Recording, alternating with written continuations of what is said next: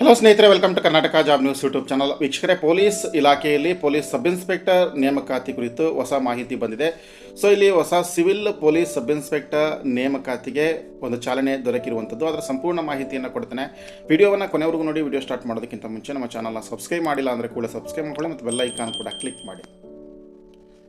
ಸ್ನೇಹಿತರೆ, ಕರ್ನಾಟಕ ಪೊಲೀಸ್ ಇಲಾಖೆಯಲ್ಲಿ 253 police sub inspector ಹುದ್ದೆಗಳ ನೇಮಕಾತಿಗೆ ಅನುಮತಿಯನ್ನು ನೀಡಲಾಗಿದೆ. ಸೊ ಶೀಘ್ರದಲ್ಲೇ ನೇಮಕಾತಿ ಅಧಿಸೂಚನೆ ಕೂಡ ಪ್ರಕಟವಾಗುವಂಥ ನಿರೀಕ್ಷೆಗಳು ಇರುವಂಥದ್ದು. ಸೊ ಪೊಲೀಸ್ ಮಹಾನಿರ್ದೇಶಕರು ನೇಮಕಾತಿ ಬೆಂಗಳೂರು ಇವರಿಗೆ ಪೊಲೀಸ್ ಇಲಾಖೆಯ ವತಿಯಿಂದ ಒಂದು ಪತ್ರ ರವಾನೆಯಾಗಿದೆ. ಅದು ಪೊಲೀಸ್ ಸಬ್ ಇನ್ಸ್ಪೆಕ್ಟರ್ ಸಿವಿಲ್ ಹುದ್ದೆಗಳನ್ನು ಭರ್ತಿ ಮಾಡೋದು ಕುರಿತಾಗಿರ್ತಕ್ಕಂಥದ್ದು. ಇಲ್ಲಿ ಪೊಲೀಸ್ ಸಬ್ ಇನ್ಸ್ಪೆಕ್ಟರ್ ಹುದ್ದೆಗಳ ನೇಮಕಾತಿಗೆ ಅನುಮತಿಯನ್ನು ನೀಡಲಾಗಿದೆ.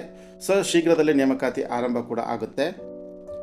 ಈಗ ಕರ್ನಾಟಕ ಪೊಲೀಸ್ ಇಲಾಖೆಯಲ್ಲಿ 600 PSI ಸಿವಿಲ್ ಹುದ್ದೆಗಳಲ್ಲಿ 200 PSI ರಿಕ್ತ ಹುದ್ದೆಗಳಿಗೆ ಸಂಬಂಧಪಟ್ಟ ವಲಯ ಮತ್ತು ಕಮಿಷನರೇಟ್ಗಳಿಂದ ವರ್ಗೀಕರಣವನ್ನು ಪಡೆಯಲಾಗ್ತಾ ಇದೆ ನೇಮಕಾತಿ ಪ್ರಕ್ರಿಯೆಗಳನ್ನು ಕೈಗೊಳ್ಳೋದಕ್ಕೋಸ್ಕರ.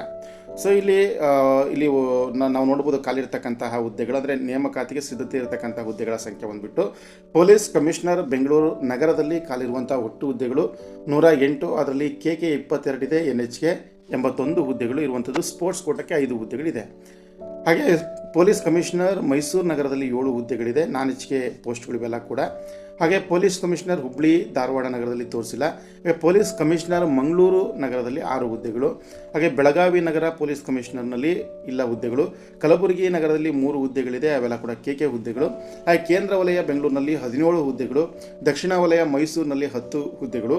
ದಾವಣಗೆರೆಯ ಪೂರ್ವ ವಲಯ ಅಂದರೆ 42 ಹುದ್ದೆಗಳು. 2 ಸ್ಪೋರ್ಟ್ಸ್ ಕೋಟಾ ಬೇರೆ ಇರುತ್ತೆ. ಹಾಗೆ ಪಶ್ಚಿಮ ವಲಯ ಮಂಗಳೂರು 8 ಹುದ್ದೆಗಳಿದೆ.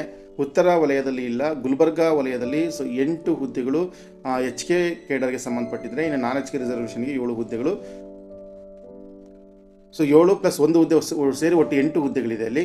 ಹಾಗೆ ಬಳ್ಳಾರಿ ವಲಯದಲ್ಲಿ 28 ಹುದ್ದೆಗಳು, ಇವೆಲ್ಲ ಕೂಡ KK ಕೇಡರ್ದು.